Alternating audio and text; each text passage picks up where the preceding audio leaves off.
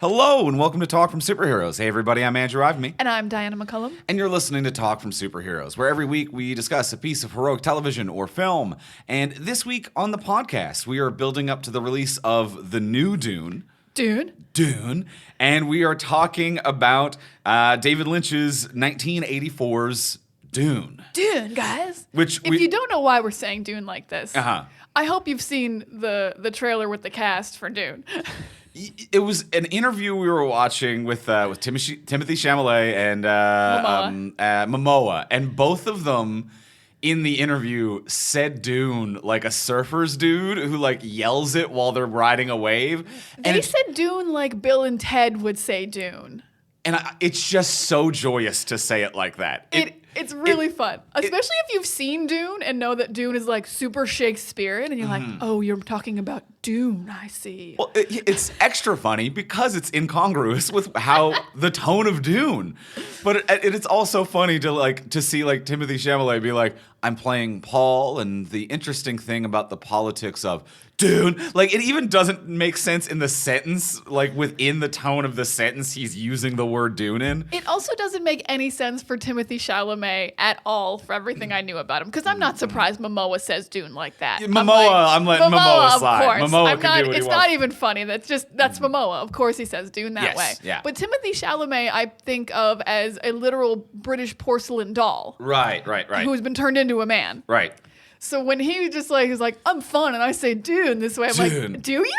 All right. Okay. Okay, Timmy. Okay, Tim. Yeah. All right, Chalamet. Yeah, that's the pronunciation of Dune by a guy who goes by Timmy and not Timothy. Yeah. Timmers. Yeah. Oh, yeah. Old Timmy and Dune. Old Timbo. He loves Dune. So we might occasionally be saying Dune like that throughout the episode, but we're talking about David Lynch's 1984 Dune on this week's episode of the podcast in build up to the new Denis Villeneuve Dune that's going to be coming out next week, and we'll be covering that next week on the podcast. So we're going to be talking about Dune this week.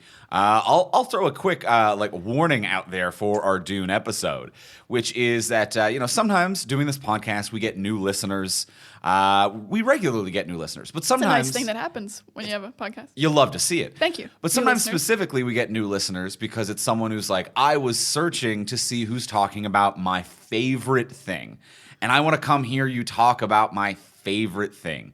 And fans of Dune are very passionate, educated, detailed fans. And if you came here because you were just searching for people talking about 1984's Dune, because you love the book, you love the movie, you know everything about Dune, we are not those people. We love and respect your fandom. You do you.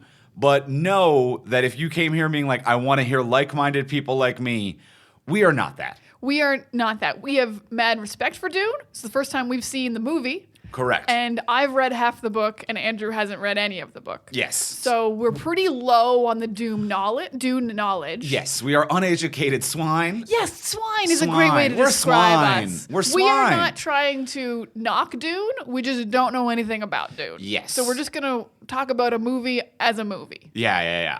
So I just wanted to preemptively throw that out there before any tweets, any ats being like, you idiots don't know what you're talking about. You are right. We do not know the lore. We don't know the deep dive. I apologize for our ignorance, but we're going to have fun going through it. Oh, yeah. If you've seen Dune 1984, there's some fun stuff. That we're going to have a fun time talking about it. But before we get into our episode on Dune, we want to thank our first sponsor of today's episode. We want to thank our good friends over at Virtual Game Night. Virtual Game Night. We love Virtual Game Night, and we hate that it's your last chance to play. Virtual Game Night is only taking bookings through December 23rd, 2021, so it's your last chance to have a really fun virtual night with Ollie and the gang. Yeah, absolutely. And you got to get on this. This is the best way to spice up your virtual gatherings. I know that things are starting to open up. Maybe we're doing a few more things in person, but let's be real. This holiday, we're still doing like digital gatherings. We're still hanging out with family. Even if you can get together in person, sometimes we're just too far apart, and we've gotten more comfortable and like happy to have digital hangouts now, but you still need something to spice it up and have fun with it. And virtual game night is that. It is a game night that you are going to partake in. It's going to make you feel like you are on a game show. It is better than any like pub trivia you've ever been to. It is a fun game you and your friends are going to play. You can do it it's over a Zoom call, and then you open a browser and you can answer the questions right from your phone or from a different tab on your computer or whatever device that you're using. It's all live scored and tallied right in front of you. It's super fun and interactive. It's kind of the amazing best of every world because it's automatic in the way that like you just play on your phone, the scores are tallied, but you do have a live host who's like running the game. He is there talking to you, like chatting with you, answering your questions, saying the questions, telling you how the games work. So you have a live host who's doing it all, keeping it fun, keeping it peppy, making sure it all goes right. But it is also like you're in the lead or you're dead last or someone's in the middle. That's how scoring works. And it's a really fun, relaxing time because this game night is handled completely for you by virtual game night. I think especially work holiday parties are going to be virtual. A lot of people are still working from home. And this is just a really fun way to include everyone because there's also like a game for everyone. There's tons of different games within your virtual game night. Yeah. Like there's like fill in the blanks, a game called Broken News, which is a fill in the blanks.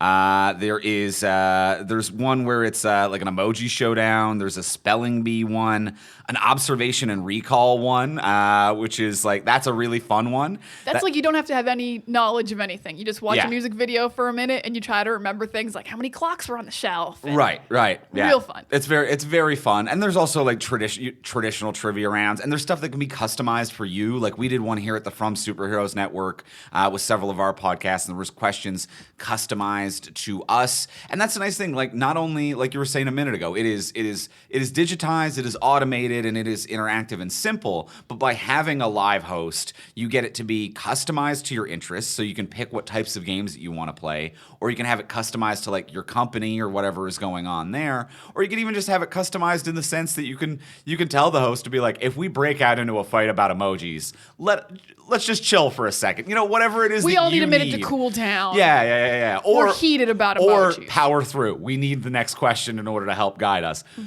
Having a live host is going to help you get through all of that. Absolutely. And you can go from 2 to 1,000 players, so no matter how big your family or your business is, everyone can play virtual game night. Yeah, absolutely. Like they've hosted virtual game nights for Adobe, Ford, Microsoft, Google, as well as students and alumni of educational institutions like MIT, Yale, Harvard. And they've also hosted ones for dum-dums like us at the network. So you can really hit the full range. So definitely check out Virtual Game Night. Turn a virtual gathering into a virtual game night today by visiting virtualgamenight.live/superhero and use promo code superhero100 to take $100 off the price of any game. Remember, the games must end December 23rd, 2021, so join over 17,000 other players who have livened up their Zoom calls by making your next and hopefully last virtual event a virtual game night at virtualgamenight.live/superhero. And don't forget to enter code superhero100 to receive a $100 credit towards the price of any game night package. And thank you, Virtual Game Night, for your support. Thank you, Virtual Game Night. And now let's get into the episode. Let's talk about Dune.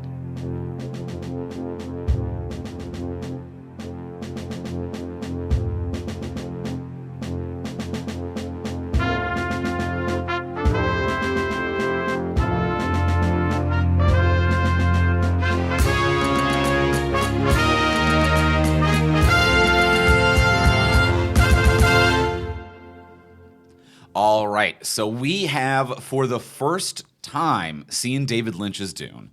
So this was a very interesting ride for us. Let's start with our usual question. Diana, did you like it? I did like it. It's weird, and I'm not sure I'd watch it again, but I'm really glad I watched it once, and now I know what's up with Dune. I think it's very Shakespearean, which is kind of like usually a knock and like doesn't work for 2 hours and 15 minutes really, but I like Shakespearean stuff. I like Lord of the Rings, like kind of fantasy. We're a little bit weird here stuff. It's gorgeous. I did not know that the model work and the effects were as good as they were in this movie. It's a beautiful movie to look at. Costumes as well. Yeah, like I don't think any performances knock it out of the park, but just visually it's stunning and I'm enthralled enough. And even though it's kind of long, it's 2 hours and 15 minutes, it kind of also moves at a pace. I'm like, and it's a little flat, but I'm also like engaged.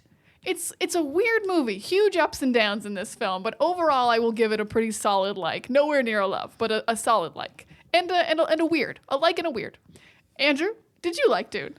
I liked Dune. Oh shit, we like Dune.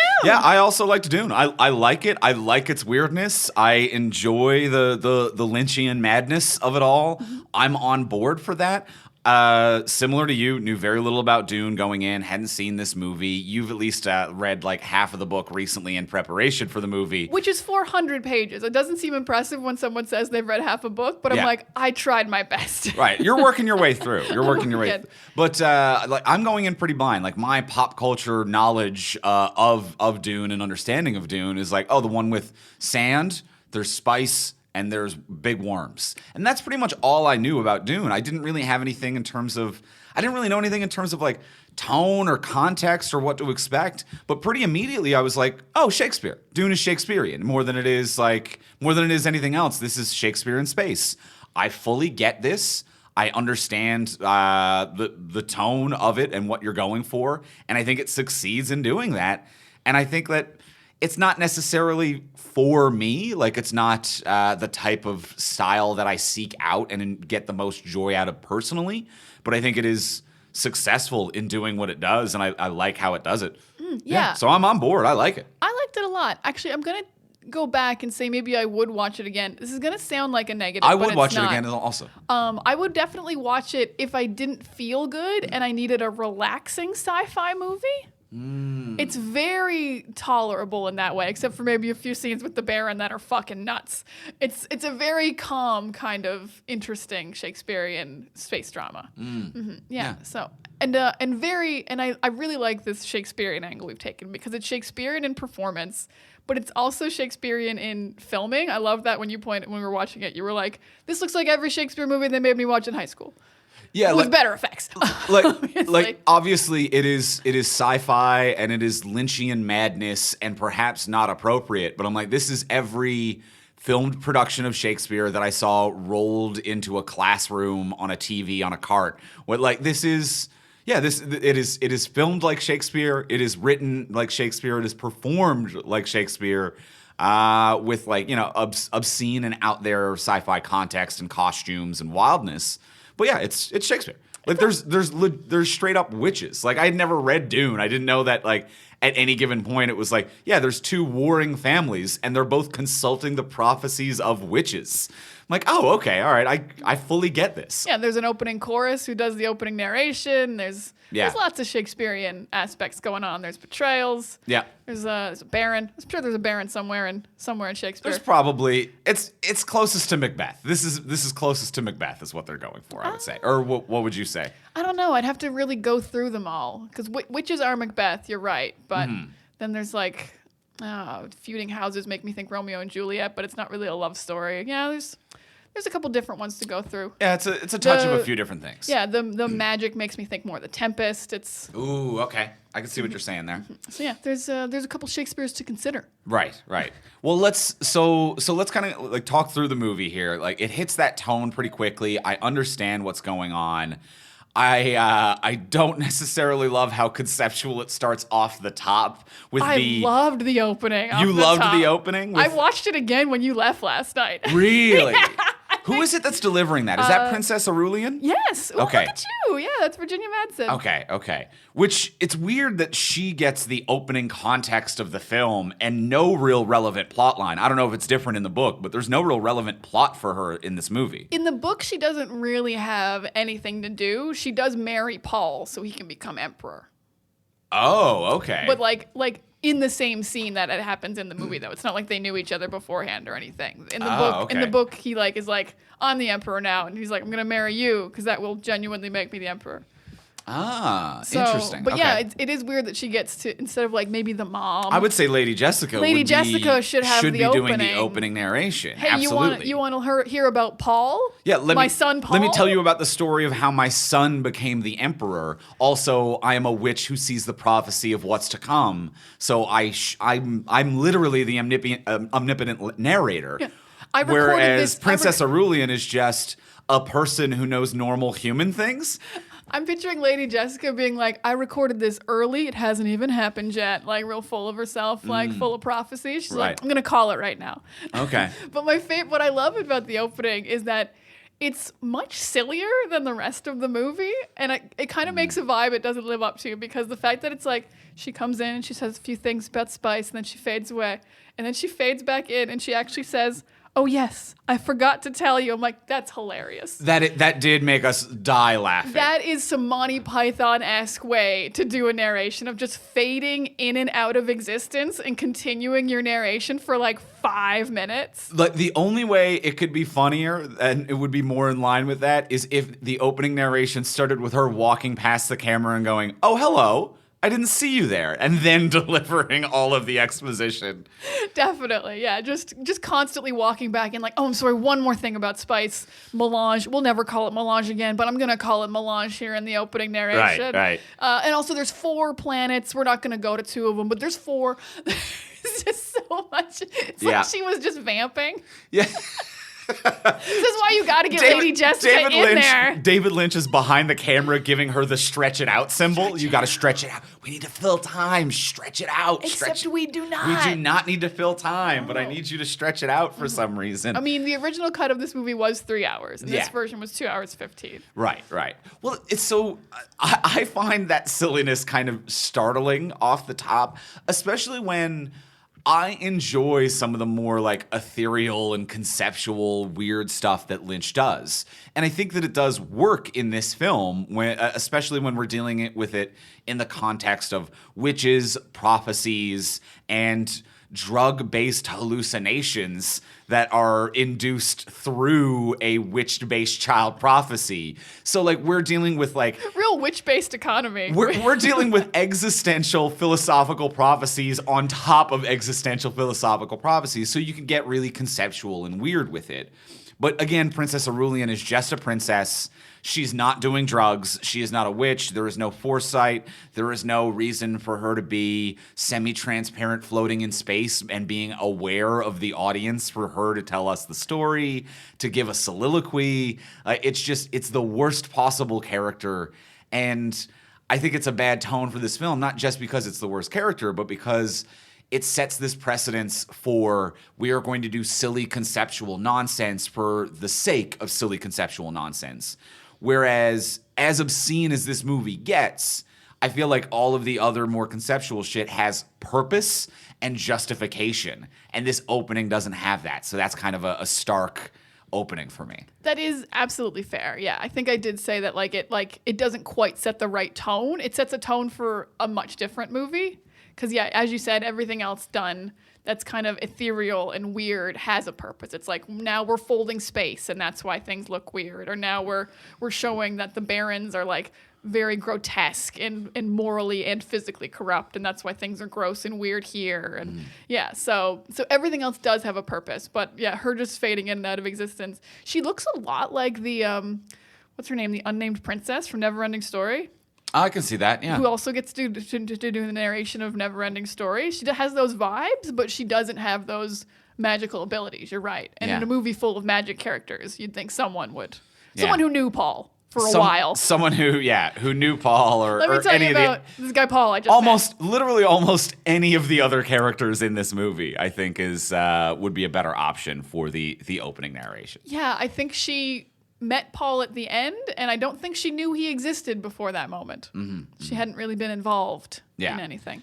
Now, that leads me to, I think, my second point on this being a film, or on this, a combination strength and negative of this as a film, is that it might be, and not having read the book, but there are moments where it feels it feels slavish to being the structure of a book in many regards, where it doesn't need to be. Like the whole opening exposition of like, here are the families, here's what we're dealing with. And it's just being told to us with no visual components. And it is, off the top, as someone who hasn't read the book and is not familiar with the lore, very hard to follow. But then the second we actually hit the ground running, I'm like, oh, okay, the Barrens people are visually distinct. It is a different planet. They look different. They are, they're grotesque. They're strange. They're weird. Oh, okay, the Arrakis have a totally different tone and vibe. Like, I understand once we visually go to visit these people, and I can tell just by like tone, performance, costume, wardrobe, setting, it pops and everything stands out. But when it's just being told, it feels like reading a book. And you do have to lay down that groundwork in a book, but there's no reason to do that in a visual medium. I will agree. Yeah, they top-loaded this, which is weird, because if you've read the book, you don't need it at all. And if you haven't read the book, as you said, it doesn't help you. It's too much information in the opening. Yeah, it makes it seem more complicated than it actually is. Yeah, it's not that complicated. Like, the book is very complicated, but to turn it into a movie, it's just like, the Harkonnens fucking hate the Atreides, and the Space Guild wants to kill Paul. That's the movie? Mm-hmm. Like, that's really all it is if you're distilling the plot down and making a movie. And there's spice and there's worms, but like that's just like the planet they're on. Yeah. So like you can learn that about the planet pretty easily while you're there. You don't need 4 planets and Paul is the Messiah and Melange and all this really. And even then, because it's like opening narration, then there's the 4 planets and whatever. They do even more narration without Virginia Madsen. And then we cut to Paul, and he's doing research on his iPad.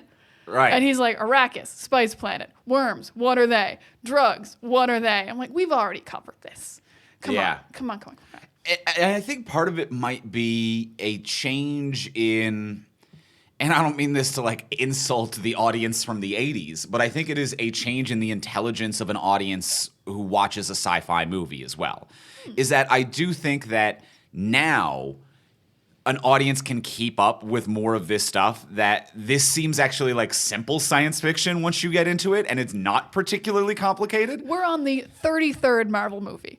Yeah, like we can figure some shit out. Whereas I almost feel like there is less confidence in the 80s to be like, people aren't going to be able to figure out that there is a valuable resource that 2 different nations with an uneasy truce are actually mad at each other about. Be like, no, that's actually some pretty simple politics, and is actually not that high fantasy or difficult a thing to conceptualize, and is a pretty real world occurrence. But I just feel like audiences may not have interpreted that as easily then as they would today. Yeah, I just don't know. I feel like it is an easier movie to watch if you get rid of all the opening stuff. If you're just like, this is Paul, because as you said, they are so visually different. You're never not sure which camp you're currently in when you cut from the Harkonnens to the Atreides. Yeah. Like, you're like, I'm definitely in Atreides town right now. Nothing's gooey. They're not redheads. There's no weird reverse mohawks happening. Like, very visually distinct. Mm-hmm. So, yeah, there's that going on. I will say, I was also going to say that this movie is a slave to the book in a totally different way. Lay it on me. Than that. I think this movie is a slave to the book in a way that's a detriment, but very respectful to the book, in that they want to include every single character. Right. And they had to cut so much backstory from every character that no character feels complete or fleshed out. And they also, in the editing down, did, I would think, a pretty bad job on some characters of being like, well, I want to keep this scene with this character, but then we'd ever conclude that character. Right. Or characters show up and we've skipped an establishing scene. Yes. Like Duncan Idaho is cut to shit. He gets no character development. But I think worse than that, I would say, is Thufir, who is Idaho Patrick Stewart? No. Idaho is the one you couldn't even remember because he had so little screen time. Oh yes. But he's a bigger part of the book. But I think the worst one is probably Thufir, who they were like, he didn't die in the attack. The Baron kidnaps him, and then we'll get into the cat thing later. But he poisons him, and he's like, you work for me now. But then they cut out all of Thufir's scenes later where he like would rather commit suicide than betray Paul. Like, he's got all this other stuff. But if you're not going to include how he dies later, you can't keep the scene where he's been turned to the Harkonnens. Right. It doesn't have any purpose. That also happens with Kynes, the guy who like goes to watch them mine the spice, the guy who leads them there. Yeah. He's like in the ship with them when they're mining the spice. He like gets like sent out into the desert, but he's kind of like a big part of why the Freemen trust Paul later, but he's been completely cut. So it's like, why'd we meet him earlier if he's not going to have his stuff later? Right. So the kind of being like, we want to include every character, but cutting so much of each of them, you could have had half the characters actually fleshed out. Right. I see what you're saying. Yeah. They gave us 20% of every character being afraid to cut any character completely. Because someone's favorite character is every character. Absolutely. And it's like when you're adapting any kind of previous work, whether it be a novel, a comic book, or whatever, you are going to alienate a certain fan, certain members of the fan group of that. Especially for a long book. Absolutely. It is undeniable. It will happen. You cannot keep 100% of it. And there's also just going to be changes as you transfer mediums. And trying to keep everything is actually going to water it all down. I agree with you. Yeah, you're getting 20% of everybody and you don't get 100% of anyone. No, you could maybe probably... Paul. Like, you get maybe 100% Paul. Probably Paul. I think the Baron actually got, like, pretty much everything that he's supposed to do. But yeah, like, you could get up to, like, 80% of the guys you keep if you cut, like, 4 other guys. Yeah, fair enough. I think we might get 100% of the Duke as well. Yeah, that's actually a lot of his storyline. The Duke feels, and I feel it watching it. I'm like, this feels like the fleshed out, complete story of Duke, of the Duke. Yeah. Because they did not cut much from the beginning. I will say that. This is kind of like we leave Kaladin, we get to Arrakis, we set up our house, right, and then the Duke dies in that way. So yeah, he actually got a pretty fleshed out tale. Yeah. Now I do really like the way that they've set up, like, House Kaladin and this whole, like, opening sequence. Like, I understand Paul's life and what's going on here. I like the vibe, the visual tone of it. I think that was a really good opening section. I like it a little. This is a problem I have with the book and the movie. Because this is getting into, like, just things I think that can be cut, probably. I've never liked the pain box. I've never been a fan of the pain box. It's a weird way to start the book because it doesn't reveal anything. It doesn't make anything happen to Paul. His mind doesn't, like, get opened up by the pain box. And it doesn't relate to anything later. He wasn't like, I survived the pain box and now I can control worms. So the Bene Gesserit sister should arrive, but I've never liked the pain box. So that throws me from the book and the movie. I feel like it's a weird way to open. I think that I can get on board with what you're saying there. Anytime that there is weird witches, I'm like, okay, you had to do whatever. Yeah, I'm just kind of like, I go limp. I'm like, whatever. We need to do something to establish that these are weird prophetic witches who do stupid shit that mean nothing, and, like, it's just meant to teach you a weird backwards lesson, but there's no way of being wrong. Like, they are the, like, asshole witches are the shitty TV medium of someone where, like, an asshole witch will, like, walk into a room of royalty and be like, I sense someone with a name that begins with an R. Does anyone hear? And it's like, okay, you're just gonna flip whatever the fuck happens into what you the prophecy was what true. You air quote intended your lesson to be, where it's like you're just going around having random people shove hands into boxes, and then you're like, did you learn something? That was what I meant. Like, no, you're an idiot. You don't know what you're doing. So I was on board for the whole scene to be like, yeah, they're asshole witches. This establishes the type of stupid bullshit that these type of characters always do. These type of characters do it, but to me that feels like the only bullshit thing that Bene Gesserit do, because, like, the other stuff they do, like the voice, works. Like, they can do a Jedi mind trick. Like, it's a real physical thing they do. Everything else that they talk about in the book is very much like, we've strategized. Everything we do has a purpose. And I actually understood everything they did in the movie and the book, except for the pain box. The pain box was just nothing. Right. It didn't reveal anything. It was just a mean thing to do. It was just like, I don't like Paul. I'm going to put his hand in the pain box. Interesting. Now, okay, here's my question about the witches. Okay. Let me lay this on you and see if you can help me walk through this. I don't understand if the witches have their own personal agenda. Because, well, what's the name of the order of the witches? The Bene Gesserit. Bene Gesserit. So the Bene Gesserit, they obviously sincerely have powers. Mm-hmm. They have the Jedi mind trick. They've got the crazy voice. They can read other minds to the point that, like, when they're having these political meetings, they're being told to leave the room because, like, you don't want mind readers in the room during a political meeting, which makes perfect sense. But the Bene Gesserit, I can't tell if they have their own agenda and wants, because when they're whispering in the emperor's ear, like, as to what to do, how to do it, and where to do it, I can't tell if they're doing it for prophecy's sake, where it's just like, we are telling you to do this because it is what the cosmos is telling us to tell you to do, and we're telling you to do it because it has to be done and there's no other way to do it. And it's this like prophecy thing where it's like, we're telling you to do this and that might not be what happens, but this is going to set into motion the chain of events that is going to do what the cosmos wants us to do. Or if they're manipulative bullshitters who do sincerely have powers, but are also trying to maintain the power of their order and are whispering occasional lies to enact plots. You know what I mean? Like, I don't know if they are manipulating or if they are truly just chaotic mediums. They are not manipulating. Okay. Because there's usually like not several, but like they're called truthsayers because they can tell when you're lying. Okay. So they can tell a lie, and they're not just trying to hold power. Their goal is to actually create Paul. He's the what's this term? The Kwisatz Haderach. The ultimate being, The ultimate being, yeah. So that's really their whole goal. It's kind of like you're trying to get the chosen one in Star Wars made, and they're just doing a selective breeding program throughout time.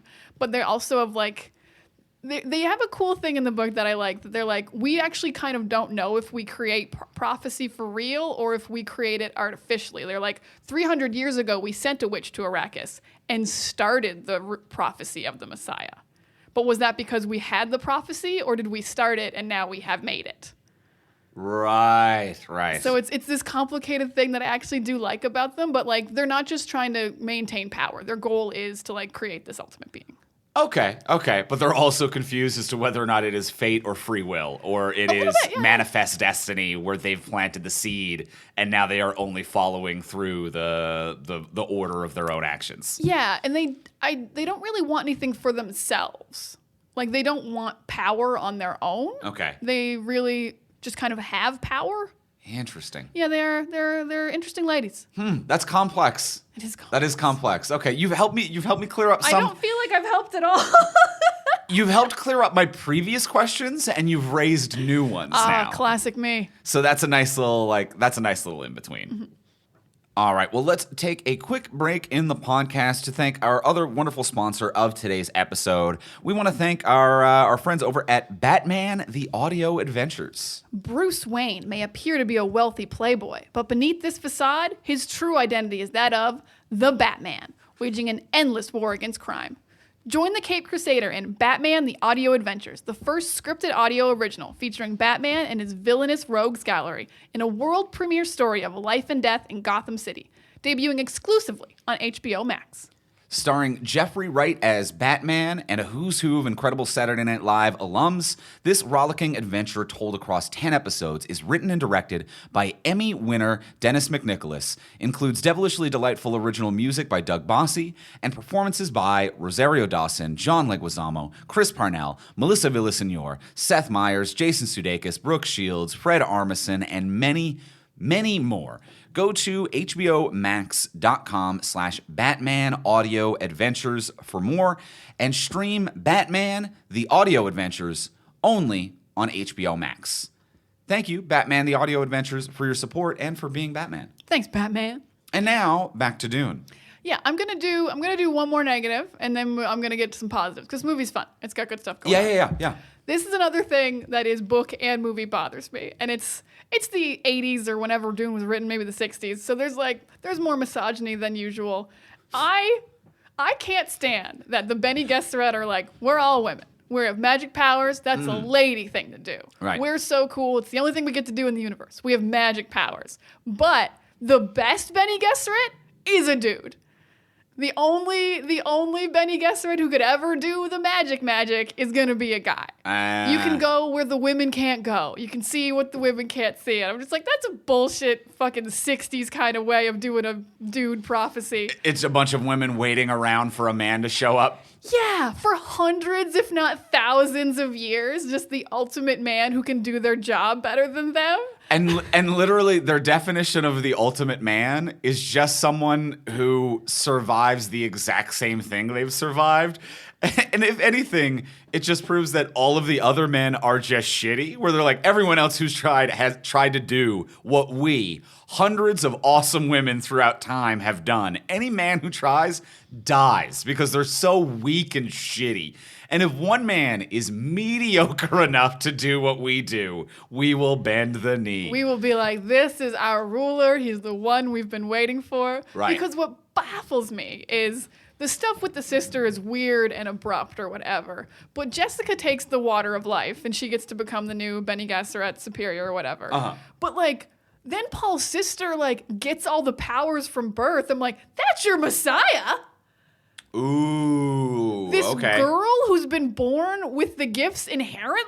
Yeah, I see what you're saying. Fuck Paul. I see what you're saying. This little girl is where it's at. Who scares the shit out of me, by the way. Genuinely, honestly terrified of this girl with no prosthetics. They just put her in this costume that makes her look like her head's And made her floating voice all around. crazy and shit, too. Yeah, I don't know what they did to her voice. Yeah. But yeah, that kid freaked me the fuck Oh, out. sincerely terrifying. Absolutely upsetting. Incredible performance / directing / thought process of this creepy little kid. But misogynistically, she should be the Messiah.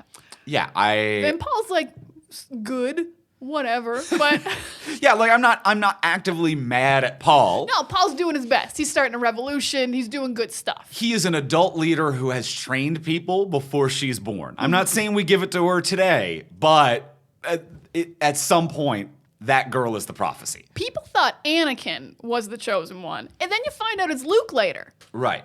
So then you think it's Paul, and I think we should find out it's Leah later. That's one thing that's bothered me about Dune. I see what you're saying. I think the other one was Chani. Oh, yeah, Chani. Chani, yeah. The fact that Chani barely has any lines is the other thing. Like, this is just a woman he makes out with and has sex with, and then it's just like, whatever, she's around, who cares? He has more, I think she has more lines in his dreams than she does in like actually meeting him. Ooh, you're right, yeah. Yeah, and then he's like taking the water of life, and she's like, I love you, Paul. I can't live without you. I'm like, who are you? Yes, that was honestly... Are you? That was honestly my reaction as well.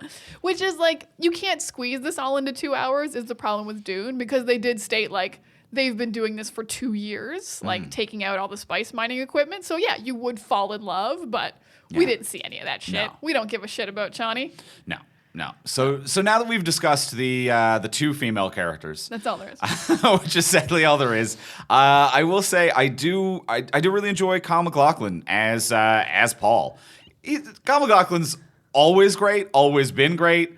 I'm down 100% for his performance of Paul. Kyle MacLachlan gets what David Lynch wants in every David Lynch project. There are like Understands the assignment. Yeah, there are directors who really like working with certain actors because they get it. Like, Tim Burton loved working with Johnny Depp because Johnny Depp fucking got the aesthetic Helena he always Bonham wanted. Carter also gets it. Yeah. So like certain directors are like, these guys are my guys. And like I get why David Lynch is like, MacLachlan gets it. Kyle knows what I'm going for. He's like, it's ethereal but Shakespearean, but it's a little bit weird. Yeah, he really nailed this like interpretation of Paul, where I feel like he's still young and inexperienced, but inherently wise and powerful. Yeah. But like a little naive and really does grow throughout the 2 hours. Yeah. It's an interesting performance. I would say my favorite performances were probably, he didn't get to do much, but Patrick Stewart. Patrick Stewart really slaps. Like, Well, really Patrick owns Stewart his role. It's Patrick He's a Stewart. Shakespearean actor. Yeah. So he nails this. But even though he is like a Shakespearean actor, he feels like a real guy. I fully agree. He doesn't feel like he's like an elevated, ethereal being. He's like, I'm just a real guy, and I'm happy to see you, Paul. Yeah. I'm just so glad you're alive. And then who played Stillgar? I liked Stillgar a lot. Everett McGill. I also agree. Stillgar really, that bond made a lot of sense to me. That felt really powerful. I liked Stillgar a lot. And that bond felt like a bond that wasn't prophesied and was earned. Because his bond with Chani is like, I had a dream about her, so we don't actually have to talk. But his bond with Stillgar, I was like, I feel like this is just a mutual respect that no one had a dream about. No one called. No one had any money down on. Virginia Madsen's not going to mention it in her opening monologue. Just a nice bromance here in the middle of Dune. I love it. And because it's not prophesized, it has to. You're right. It has to be earned. So we actually see a friendship happen, and it actually is played out in front of our eyes, and that's the way it should be. That's how it should be. So yeah, although I'm not sure there's like bad performances in this movie, and if someone did have a bad performance, how could you even tell it's a David in the way this is structured? Yeah, I would even say that the Baron is doing insane things and definitely a very different performance from everybody else. But I think that was the right choice, and it makes this family stand out so much more by giving it a completely different tone and style and hamming it up and going to the absolute extreme and making it this like the way that he floats away is this like nightmare Willy Wonka scene. I think that it's a great performance, and it really works for this character in this family.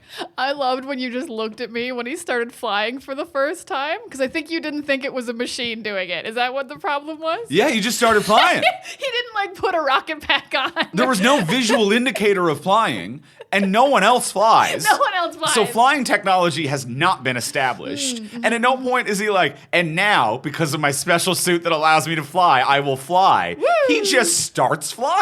And no one else flies. It's so funny because like I think there's no distance between if you've read the book or not. Because like if you read the book, you're like, yeah, I know why he's flying. Absolutely. It's a suit. He loves to fly. But you're a person who hasn't read the book. So they were like, we don't have to explain it because people just know. But they explained everything else. Everything else in this movie was like poison tooth, mentioned it a million times. Spice. Worms. No one at any point is like, there's a jetpack in his suit. Right. He just likes to fly this whole movie. We have anti-gravity suits, but only for one guy. What? Okay. Sting doesn't like them. Because we explained like the water recirculation. What is the word I'm looking for? Recirculation. Oh, I fell apart there. The water recirculation system suit we explained in a level of detail where I'm like, first of all, I love the concept. I love the execution. I think it looks great. It canonically makes sense. I loved that suit. I loved the explanation of it. They explained it once. They explained it to perfection. It was moved on. But then the flying suit comes out of nowhere. Still suit, tons of explanation. Flying suit, nah, dog. Nah, you got to keep up. We flying now. I think that also... Get on our level. Yeah, we're flying. This might be a slave to the book thing again, because the still suit scene where they explain it is taken right from the book. Kynes like tells them what they are, checks out if their still suits work. No one ever talks about the floaty suit because they kind of just all know what it is already. So it's only ever mentioned in like narration. Gotcha. So they were just like, no, we're not going to explain why this dude can fly. It's just because he's also got like weird pus on his face and stuff. So like, can he fly because he's got a pus face? Right. Why does he have a bunch of diseases? Like we never really get into that. That's a book thing that they don't really get into at all. Okay. But he's got a bunch of diseases. He's got a bunch of diseases. So many diseases. And he's so gross. They made the Harkonnen so gross. Yeah. Except Sting. Sting's just a clean boy. Yeah. Yeah. Sting was like, I want to be the clean Harkonnen. Why is Sting? I don't know, because his character mostly appears in the second half, and I didn't read that. Okay. Because that is the one thing where I'm like, I actually like Sting in this role. He seems like he's having a really fun time. Absolutely. But he's the only non-gross one. Mm-hmm. Like, he has a maniacal, crazy energy. Like, actually, weirdly enough, having watched Venom Let There Be Carnage a couple weeks ago, I'm watching this and I'm like, Sting has a real I would have been good to play Carnage energy of redhead. This like eyes wide, pure insanity. Like, he does look like there is insanity happening within him. But it is weird how ripped and beautiful Sting is in the Disgusting Gross family. And the Disgusting Gross family don't like make fun of him for it. Like, no one acknowledges it. It's like he should also be a disgusting gross boy in some regard. Yeah, it is a little it's antithetical to I don't know the word I want. Antithetical. Antithetical. I believe is the pronunciation. I hate words I can spell, and then I'm like, ooh, where do these T's go in my mouth? Yeah, I fucked up circulatory a moment ago. I fell apart. We're doing a wonderful job. But yeah, the fact that even there's a scene where Sting walks out of a steam shower while his gross uncle is like circling the steam shower excitedly. And his brother is like loose eating a turkey wing. A cow tongue. Oh, it was a cow tongue. He pulled it straight out of the cow's and it's head. all over his face, and it's getting down into his suit, and it's nasty. And his uncle's like pushing it all over his face, and they're both like, we love dirt. And then Sting walks out very confidently, and no one makes fun of him or feels intimidated. The Harkonnens shouldn't be this accepting of a different boy. Yeah. The Atreides, sure, they could be accepting of. They're a nice, noble family who are very kind. But the Harkonnens are such jerks that they should be like, look at this clean boy. Too good to be covered in shit like the rest of us. Yeah. Look at his abs. Because it feels like and he's skinny. Yeah. And because it feels like the Harkonnens, right? Harkonnens, Harkonnens. It feels like the Harkonnens, what they're meant to symbolize is excess. It is a combination of like hedonistic and sadist as well, where it's their life seems to be entirely about pleasure and comfort. Like there are weird sexual undertones to the Baron that maybe is explored more in the book, which I don't even need. It was weird sexual undertones were enough in the movie. But like it's these implications of like hedonism and loving sex and food and drink, but also like sadism, to be like my joy can come from harming others, and that's okay too, because pleasure is pleasure, and as long as I have pleasure, that's justified. And Sting's character Fade seems to be just sadist with none of the hedonism. He seems to be like a half member of the family, where he's like, I enjoy harming others, which is something we all do, and they definitely get along in that regard.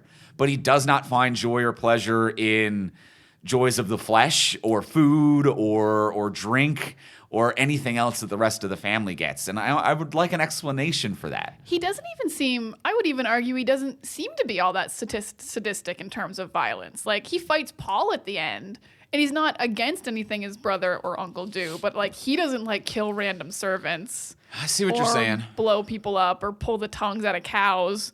Or he seems to enjoy watching it, though. He has the most insanity in his eyes. He's a voyeur. Yeah, okay. Mm-hmm. Yeah, maybe he's just getting ready to be like, I'm going to be the ultimate at this. So maybe his excess is working out.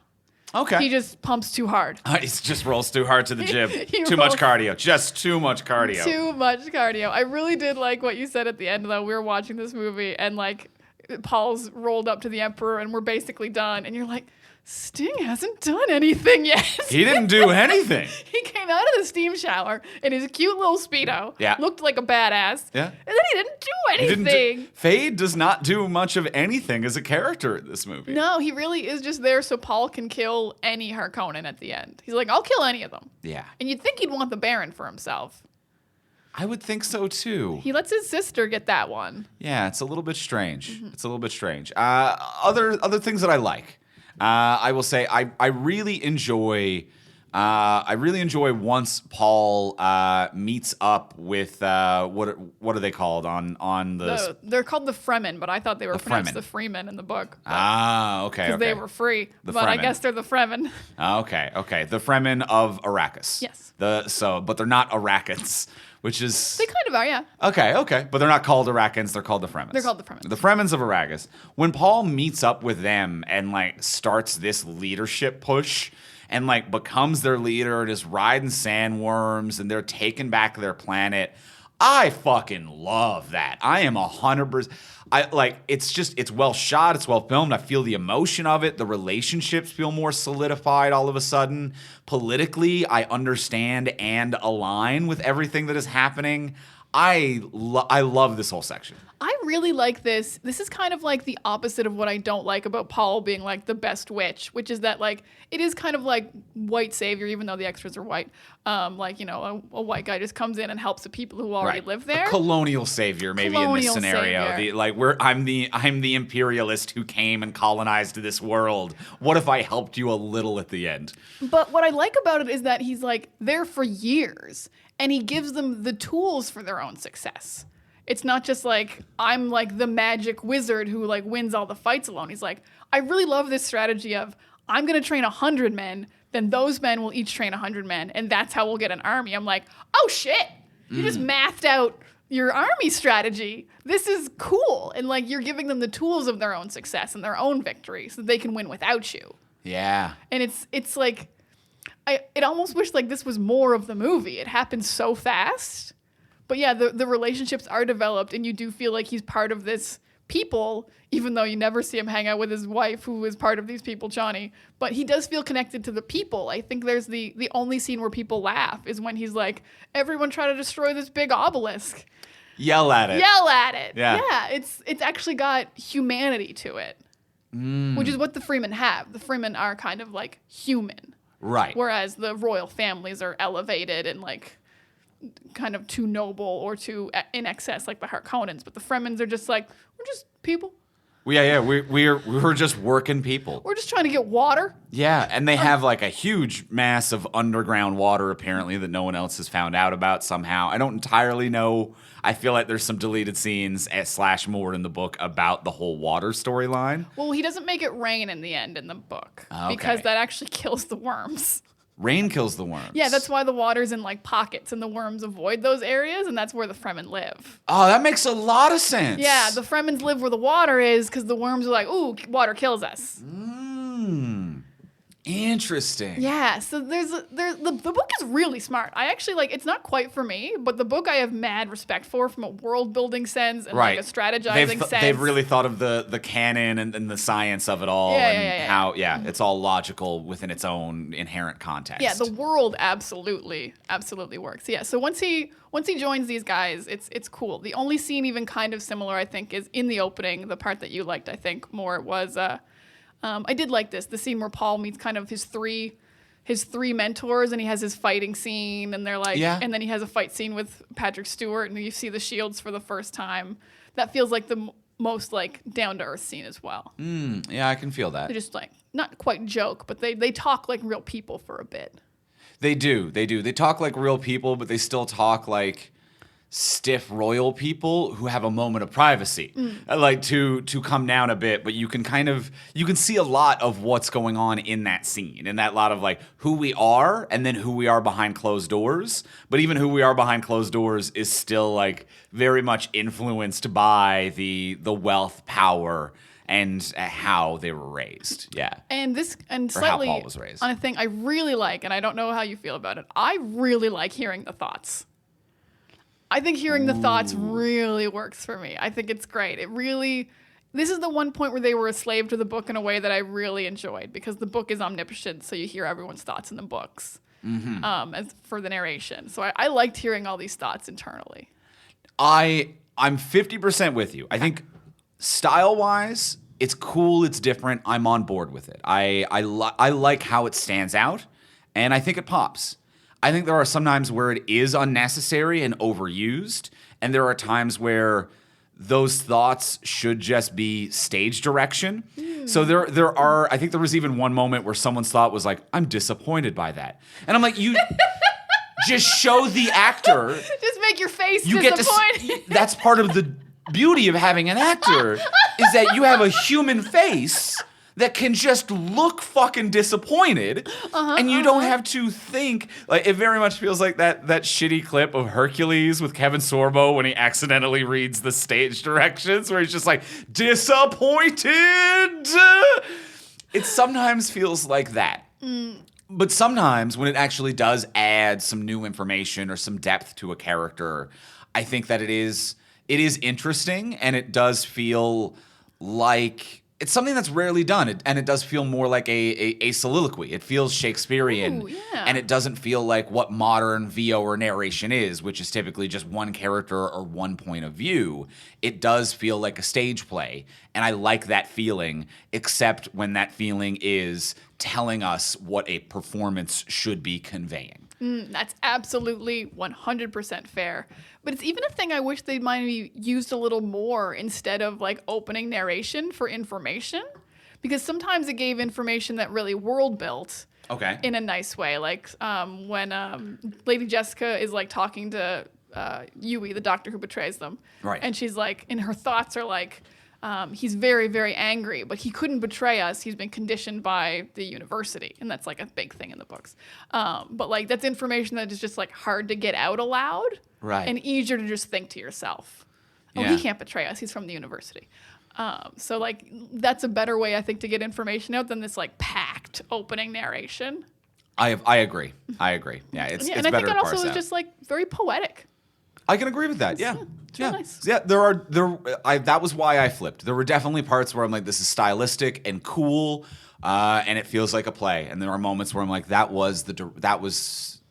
should have been just italicized. That's just the direction. We don't need to be thinking that. Totally fair. Let actors act a Yeah. little bit, David Lynch. Yeah. Use the medium. And especially when it's like you're a director who uses the fucking medium. Like we are dream cutting, weird edits, ethereal transitions. Like you're using the goddamn medium. So use it? A man can look disappointed. Yeah. Let yeah. Kyle MacLachlan's face just be like, oh, Let the actors use the medium as much as the editor is allowed to use the medium. that's a nice thing to say. Yeah. Respect actors. Respect actors is what I'm saying. I think it's been long enough. We have to talk about this cat. I have to talk about this cat. I didn't know you were sitting on the cat. I've been waiting to talk about this cat scene. Okay.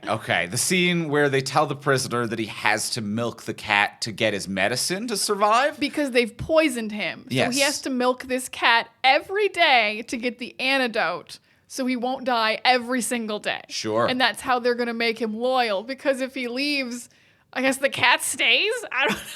Right. The cat don't travel. No, cat don't travel. Cat don't travel. And they have the cat in a weird, like, Newton's cradle. And the cat has a rat taped to it. Just duct taped to the cat is a rat for a reason no one brings up. Is that the cat's, like, packed lunch? Like, is that, like, the cat's got to eat? I guess. So here's a rat for the cat so you can cat while you rat. Here's a rat. Here's the rat cat. So you got to milk the cat, and the cat's got to eat. So you also got to feed the cat this rat, because the cat can't catch the rat because he's in a cradle. And they don't show him trying to milk the cat, which is a real shame. It's like the opposite of save the cat. Uh-huh. You got to milk the cat. Oh, yeah, it's kind of the opposite of saving. And you looked at me and you were like, what's happening? I'm like, I didn't get to this part of the book. So I Googled it. And when you Google Thufir cat scene, the very first result is a Reddit thread being, what was up with that cat scene that's not in the book? Oh, that's not in the book. Not in the book. David Lynch added that. He added this. He was like, there's He going to had- be a cat with a rat taped to it, and he's going to have to milk it to get the antidote for the poison. And this makes sense on its own. This movie was already 45 minutes too long. And he decided we cannot cut the cat milking poison rat scene. It's my favorite. I added it. David Herbert should have had it in there. Everyone's Frank been Herbert. talking about it. Yeah. Everyone's been talking about the lack of a cat Hashtag milking scene. Herbert re-add the cat scene or whatever. It Yeah. can't be cut. Yeah. It can't be cut. In the book, he is poisoned, but the antidote's just in his regular food. You do not have to milk a cat. So he was like, oh, regular food antidote. I've got a wild idea. The cat scene was you're blowing my mind here. I mean, it's so David Lynch, but it's also like in every other scene, you're such a slave to the book. Yeah. That why? Yeah, and you've added your voice and tone through the editing and the style, not through adding a random cat scene. Because there's also a dog throughout this movie who doesn't do anything, and we're down with that. Just a cute little just a nice dog. little background dog. Yeah. I think he even lives. They have him at the very end. He's still around. Great for the dog. Yeah. And then you were like, my idea for the cat, a little bit different. He's gonna be milked. And I will not cut it, producers. I don't know if it's meant to. I don't know. I should stop trying to analyze or figure out the cat. Like the only thing I can think is like the addition of the dogs and then adding the cat to the twisted family is meant to juxtapose both families versus one another. Whereas like the very like the stiff, regal colonial family have their like family dog as royal families often do. You have the queen's corgis, or even like elected officials, whether it's like, your presidential dogs, which is a tradition. There's always this like someone who has a political facing public persona and that they care about will have a dog, which is meant to represent that family and represent that family's ideals. And maybe it's meant to be like the Baron's twisted family has a cat they milk for poison antidote. I don't know. Maybe I'm overthinking the cat and dog edition. I like that actually a little bit. I have a different thought, which I got from the Reddit thread. Thanks, Reddit. Which is like dogs are very loyal and the Atreides people are loyal. That's actually Duke Leto's like greatest function is his men are all very loyal to him. They genuinely love him. They're not just employees. Like they love Duke Leto. So the Atreides family is about loyalty and love, which is more dog-like. And cats are just kind of dicks. Much like the Harkonnens. Right. Yeah, cats. Cats can love. Yeah. But they don't do it as much as dogs. They'll eat you if you die. They'll eat you if you die. Okay. The Reddit thread purposed that they just wanted to make the Harkonnens like a little bit more evil. So it's not even that I've poisoned you and there's an antidote. I've poisoned you and the antidote is something also mean. Right. And I've created a sick and twisted way for you to get it. Where the Harkonnens. Harkonnens, welcome to the next Saw movie. Right. You got to milk a cat to get your antidote. Right. There's going to be a blade come down on your hand. I don't know. Jigsaw's here. Now, so House Atreides. They have loyalty and respect, but they also have, what was it called in the thought that Lady Jessica has, for the one that the doctor that betrays them, where it's like, you can't betray us, the Institute did it. Do they brainwash their people as well? What is this? No. What is the Institute? Doctors are from the university and they're conditioned to never take a life. So you're supposed to be able to trust doctors implicitly. Like, they can't betray you. Oh, okay. So it's not brainwashing. It's just like, we're doctors. And we've gone to, like, crazy university. So if you have that mark on your head, you're supposed to be incapable of taking a life. Oh. Which I think is actually kind of cool. That is actually kind of cool. And I can get behind that, and that makes sense. As it was explained in the movie, without additional context to the book or without additional additional information, I thought what she was implying is that anyone with that mark has been like mind controlled. Like they literally can't betray the royal family. They are slaves or owned, or like their brains have been altered. I thought it was because it wasn't just like his Hippocratic oath prevents him from taking a life. It was he cannot betray. The Institute has done it to him that he cannot betray us. So I thought it was like he actively, physically cannot. That's totally fair. And honestly, even the book doesn't explain it super well, which is the thing people complained about. Okay. That he shouldn't have, even in the way it's explained, he still shouldn't have been able to betray them, but he does. So it's a little wishy-washy on that one. Okay, fair enough. But I like the idea that like they're not brainwashed; they're just real doctory. I'm such a doctor that can't take any life, even through like my third tier actions. Yeah. I cannot set forth a chain of events that may lead to taking a life. Yeah, that's kind of the thing. They must protect life at all costs. Okay, I like that. Yeah, it's kind of cool. And I think like my last big like is just like the visuals of this movie. It looks gorgeous. Every costume, every set, the miniature and scale work is just damn near impeccable. You know, there's one or two maybe bad, like the ship moving across the surface doesn't look good. But other than that, like it is damn near impeccable, and I love every single frame, every second. It is so cool. Like I almost wish sometimes for like cool movies like this that like CG technology didn't advance, so that it still kind of looked like choppy and ethereal, and like this is the best it can look. Because then you still have to use miniatures, and oh my god, these miniatures look amazing. And some not even miniatures, like that giant thing they have the Space Guild guy in that comes into the Emperor's throne room is incredible. Like they've made some giant sets, and they've also made some pretty big miniatures, I'm guessing, and they all look so cool. And then you've got like 80s rotoscoping to make like all the ethereal dreams and the shields on the bodies and the shield around the house. And like, it's just a style we're never going to see again, kind of done at its peak. Yeah. And it's really cool and different. Like, we're not going to get miniatures ever again. You're not going to get bad not bad CGI, expensive CGI for the time. Right. Like really good old school CGI. Like that's never gonna come back in this style. So it does look really cool today, and I imagine it looked cool in the 80s. I would imagine so, yeah. And I agree with you. It works within context as well. Like the air quote bad or as rotoscoping or as good as it could be at the time. You know, the rotoscoping of like basically what we now call green screening, or like cutting around a character and putting them into a different setting.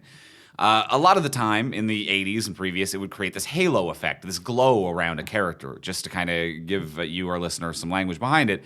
But there'd be like a halo effect of a bit of a glow around the character, which can be disruptive and kind of pull you out of a scene if you're watching, you know, a modern day like romantic comedy and a character's surfing and they're poorly rotoscoped, and you're like, well, you're not really surfing or whatever. But when you're like an ethereal ultimate being riding a fucking worm, having a halo around you, it actually kind of like works. The flaws and inherent mistakes only serve to add to the value of the whole, and that is just this beautiful conflux of things. I absolutely love it. Yeah, especially because scenes like that especially work because like they're at night and the moon is out, so it even non-ethereally, you're like, yeah, there'd be a little glow around you. You got some moonbeams bouncing off your nice skin, Paul. You're looking good. Looking good. But yeah, we've got like cool rotoscoping that fits exactly where we are and fits David Lynch so well. Like I don't know what David Lynch would do today with effects. Like it feels like because effects have to look so real now. Yeah. And they didn't have to look real in the 80s. That's a very interesting question. Yeah. Like, what would his dream be to do stuff now? Because I haven't seen a David Lynch movie in forever. Yeah, that's a really good point. And like a lot of the work that he does is in the editing from scene to scene and transitions. When I think of like weird he's got Lynchian all like stuff, the PowerPoint fucking slide transitions. Definitely more work to it than the PowerPoint, but it's not a bad way to break it down. But yeah, I don't really think of what he would do with modern day visual effects. Because he also really likes practical effects. Like there's this one dream shot where like the smoke is coming out of the dad's face in a hole in his cheek. And it's so cool. And I mean, the Harkonnens are all practical and they like are so gross but real and dirty. Yeah, like practical effects, miniatures, and like old school CG just kind of gone. Interesting. Mm-hmm. But like very well done here. Yeah, really well done. I'm really talking myself into wanting to watch Dune again.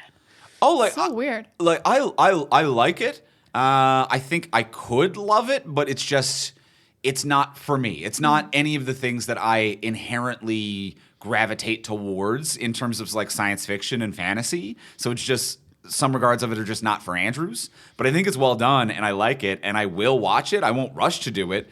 But I would say that like this is a movie I would easily rewatch like once a year now that I've actually seen it. I'm not going to be analyzing it or like going super deep into it because it's just not necessarily my style, but I did have a good time with it and I'll watch it again. Yeah, I absolutely get it. And I know myself well enough to know that if I had seen this at around age 12, I would have watched it all the time. This is a true thing about me. Like, I absolutely get this as a cult favorite. I get why people will watch it all the time. I'm like, if I'd seen this at a younger age, it would have imprinted on me so hard, and I would be so into Dune. Mm-hmm. I'd be so excited for new Dune. I would have finished the books.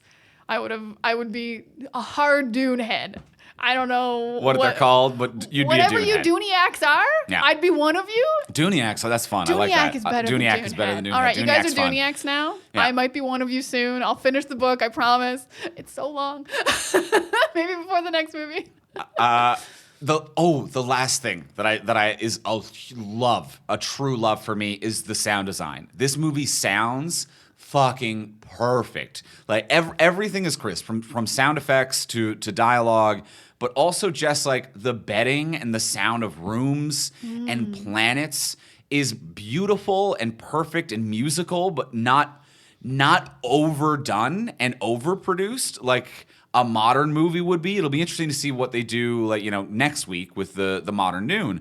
But even when we're on like Arrakis, the sand planet, the sound of the sand planet, it is very melodic. Like you can hear that there's always sound in the background, but it's not necessarily like ripping. It's not in your face. It is just this song of what the planet is. It's just this soft You just kind of always hear the sand moving around. And like it matches this kind of melodic tune of like the waves of Kaladin. Kaladin. It matches the waves of Kaladin, and every ship has this constant like this generator hum, this constant like ooh. And it's just these soft, like they're not big effects. It's not listen to this fucking ship. It's not modern sound design.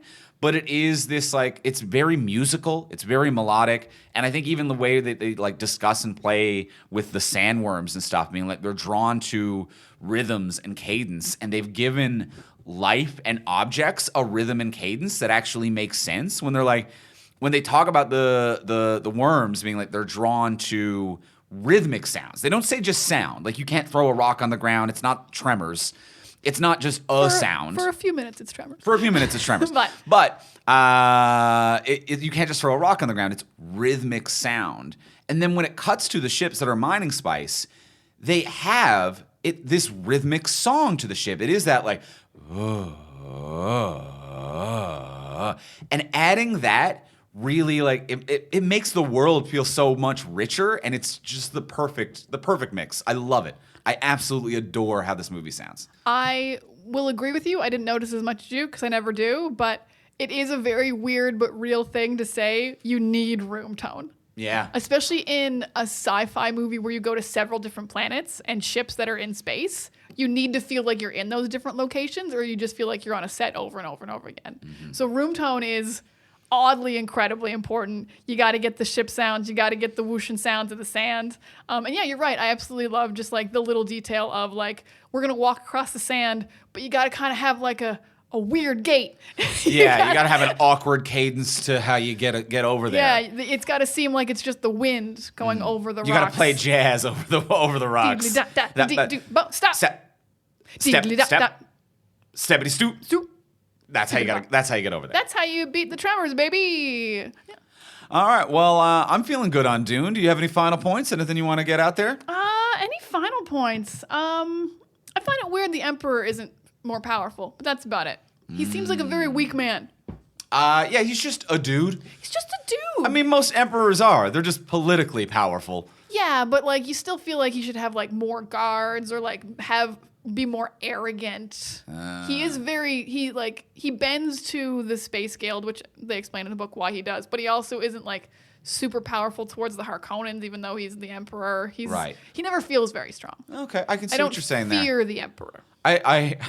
I did just recall one other thing I wanted to bring up. Once Paul becomes the Emperor at the end, the VO of like, and I was a great Emperor, and everywhere I went there was peace. I made sure of it. Be like, so you're a ruthless, murderous dictator, aren't you?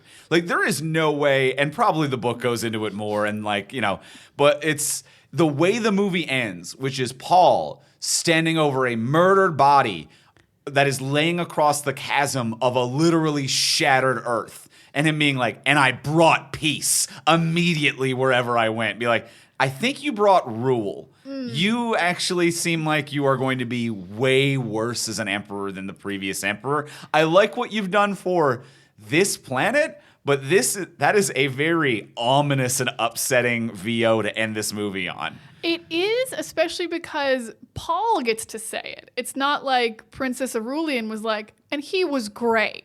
Yeah, because she does the opening VO. If she does the opening VO, she should be closing this out with the bookmark, the bookends of being like, and Paul was a great ruler, and he did bring prosperity. And I'm an outsider who can say those things. I don't even know Paul. Right. You can trust me, Princess Aurelian. I've seen him broker peace between tribes, guilds, and planets that never had peace before because he's such a good diplomat. Instead, it's Paul just being like, I've forced peace upon people. And you can't do that? No one does. The only person who thinks they do that are ruthless dictators? Hear me out. Paul sent everyone to the university to become doctors. Oh, that's how you do it. So world of doctors. He's got a society of doctors who have made an oath to never take a life. And that's how he garnered peace. Healthcare is incredible. Yep. And peace. Not bad. Way to go, Solved Paul. It. Every school is a medical school. So scared of Paul and his family at the end of this movie. Oh yeah, he's too powerful. Yeah, no, they're all Yeah. gross. They're all broke and powerful. they're broken, Aaliyah's powerful, stronger than and him. busted rulers of the galaxy. Yeah, look out, world. Yeah. All right. Well, I feel like that's it for David Lynch's Dune. Dune. Let's go in for the close. Let's ask the final question of what would you change? So now that we've discussed everything we discussed, what would you change about this movie if you could change anything? But before we do ask the final question, we want to thank our other sponsor of today's episode. We want to thank our good friends over at NordVPN. NordVPN, going to protect your computer and also open up a whole new world of internet possibilities for you. Oh, it's a whole new world out there. It's a whole new world of 59 different countries of possibilities. And I know that you think conceptually, you're like, the internet's the internet. It's the same internet. Oddly, it's not the same internet. Stuff is regionally blocked. They call it the World Wide Web. I'm saying it right now. That world thing, lie. Total lie. But if you got NordVPN, and actually, it's a truly worldwide web. That is a truly World Wide Web, isn't it? It really genuinely They're bringing it back to what it's supposed to be. Guys, I can't tell you how often we use our VPN to watch things that they don't want us to see. What a VPN is going to do is it will change the region that your internet connection is going to be coming from, which, as we mentioned, allows you to access things that you may not be able to access in your native region. But it's also going to add additional privacy and hide where your internet connection is coming from. So the additional privacy is just going to add safety and security to your life. And on top of that, you can get NordVPN on pretty much all your devices. Like I have it on my Android phone, on my Windows laptop, on my iMac. I have it on iPad. So it's no problem to get it on different devices, different platforms, different operating systems. And it's just kind of one click. It's very smooth and easy. I've never been lost or confused. At no point have I ever opened NordVPN and asked myself the question, what's happening here? Which has happened with pretty much every other application I've ever launched in my life. Super easy to use. I don't even need that little wizard to help me with NordVPN. The installation wizard, I'm like, I got this. It's very straightforward. Mm-hmm. I type Get out of here, wizards. Get out of here, wizards. I type in what country I want. I'm in that country now. You can use it on up to 6 devices, as Andrew said. Tons of options. So good. It will not slow down your computer. It's the fastest VPN in the world. Check it out. You're going to want to go to nordvpn.com/TFS and use promo code TFS to get 73% off your 2-year plan plus 4 bonus months for free. Be quick because this offer is for a limited time only. So once again, for your special offer, go to nordvpn.com/TFS. Use promo code TFS. And thank you very much, NordVPN, for your support. Thank you, Nord. And as well, before we get into the final question of what would you change, we'll remind you, as we do every week, that if you haven't already, please subscribe, rate, review, do all those wonderful things on Apple Podcasts or wherever you get your podcasts. Yeah, we need them. Please help us out. We need people to know that we're good and nice and funny, and they will believe you more than they will believe us. Oh, yeah. Yeah, because they need you, because what's going to happen is when someone finds our podcast, people do check the reviews, people do check the ratings, and it's going to make it more likely that a new person who finds this podcast, maybe because they were searching for Dune, and they find us and they're like, is it good? And they're going to check the reviews, they're going to check the rating, and then maybe they'll become a lifelong listener, and that's how we grow and expand. And this is a free way to support us and other podcasts that you love. So what I would recommend that you do, there's a reason all the podcasts you listen to ask you kindly to do this, because it's free, takes a couple minutes of your time, take like 5 minutes out of your day, go to whatever podcatcher you use and leave a rating and review for maybe 3 or 4 of your favorite podcasts. Maybe it's not even us. I don't even care. Do it for some of the podcasts you love, because it is free and it sincerely makes a big difference to podcasters. It makes a big difference. If you're trying to get in touch with your favorite podcasters, they read all the reviews. That is true, yeah. I will guarantee pretty much all you this. podcasters read the reviews. If you can't get them to look at your tweets or whatever, they're going to read that review. That's true. They may not reply to it, but they will. The words will reach us. You can know for sure they've been read. So it's also just, it makes your favorite podcaster feel great. Yeah. Assuming you love something nice. Yeah, assuming. Please do. It really makes a huge difference. So do that, and that's a free way to support us. If you want to support us monetarily, you can check us out over on Patreon, which is a monthly subscription service or a yearly subscription service, depending on how you want to set it up, where you get cool bonuses from us, depending on how much you subscribe at. You can kick in like $1 a month, $5, $10, $20, however much money is in your budget. You can kick that in. That goes straight to us. And then also you can cancel or change your subscription level at any time. So there's no obligations. You're not stuck. If you want to give us $20 this month because you're vibing with us, because you got a little bit extra money in the bank account and you want to help us out, do it. Next month you don't have that in the budget, just cancel it. It's fine. And you're going to get cool bonuses. Like at the $10 level, you get a bonus episode of this podcast that's exclusive to Patreon every single month. This month's episode was Cowboys and Aliens because we were on that Daniel Craig tip. So you can head over and check out our episode on Cowboys and Aliens, which is up on Patreon right now. And also on Patreon, every other episode we've done, you get 70. access to all of them. 70 episodes. 70 extra Bonus episodes episodes of talk from superheroes. So much more. Quite a bit. Head on over, check it out. Patreon.com/FromSuperheroes. That's patreon.com/FromSuperheroes. Have a look. Even if it's $1, we appreciate you. If it's in your budget, take care of yourself first. Help us out if you can after. Patreon.com/FromSuperheroes. And now, let's ask the final question of what would you change? Diana, what would you change? This is a tough one because you're not going to change like David Lynch's style. It's very inherent to this film. So there's not much you can do there. I think my biggest change would be kind of the choices of edits. I would start this movie later. I would start this movie on Arrakis. I would not start on Caladan. I would start on Arrakis. You could just have like a little conversation like, here we are on Arrakis. And the Harkonians are going to try to kill us. And then I think you can cut everything with the Space Guild and folding space.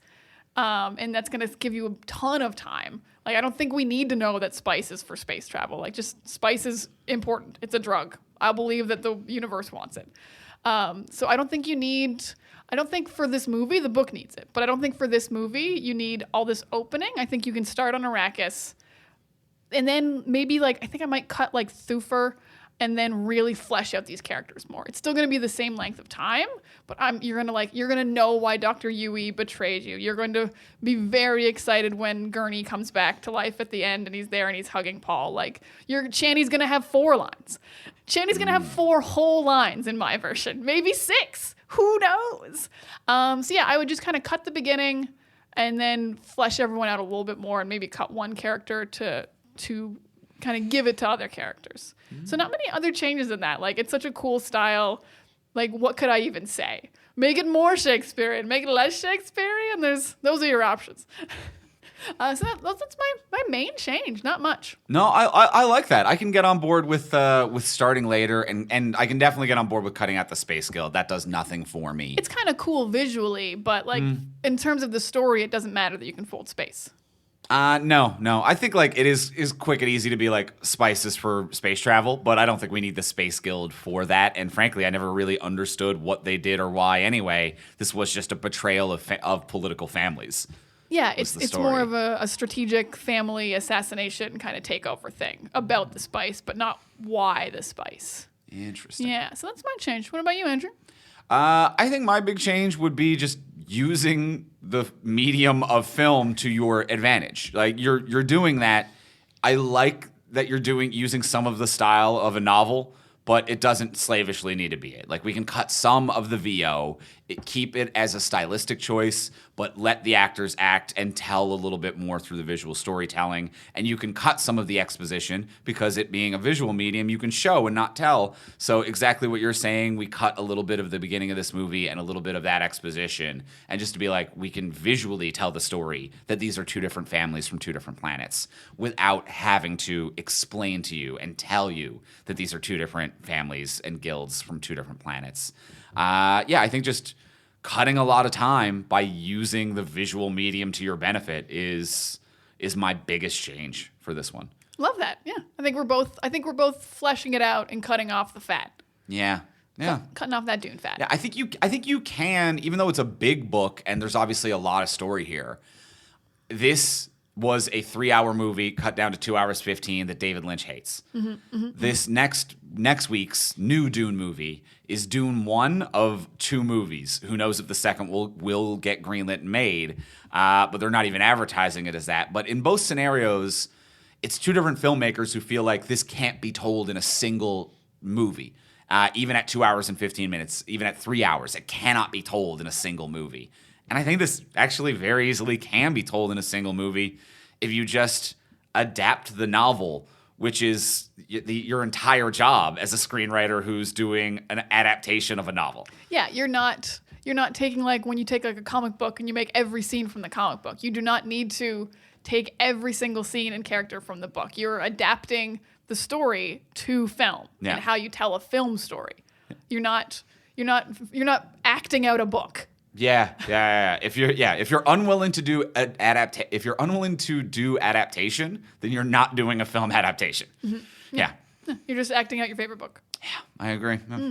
I agree. We'll see. I think this could be done. I think we both made this a more workable movie with our changes. We did. I will also say there's a 2000s miniseries that I'm interested because I do think if you're not willing to cut anything, you do have to make it super long. And I don't know how the miniseries does. Right. So I'm curious about that. It'll be interesting. Yeah, I haven't watched that documentary of Yorodowski's Dune. I actually have seen that, oddly enough. I know that they wanted it to be an 18-hour film. Oh, I don't remember that part. The part that stuck out to me was a lot of the designs were by H.R. Geiger from Alien fame. And his designs were incredible. So yeah, it's weird that I'd seen that and not read or seen That is wild. I don't know why I saw it. All right. Well, we're going to be back next week to talk about the new Denis Villeneuve, Timothy Chalamet. Look out. Timbo. Old Timmy is starring in Dune. So we'll be back next week to talk about Dune. In the meantime, if you want to get a hold of us, you can reach me on Twitter at Ivimey, Ivimey. You can reach me at Words of Diana. And you can reach both of us at From Superheroes, and we'll see y'all next week. Bye.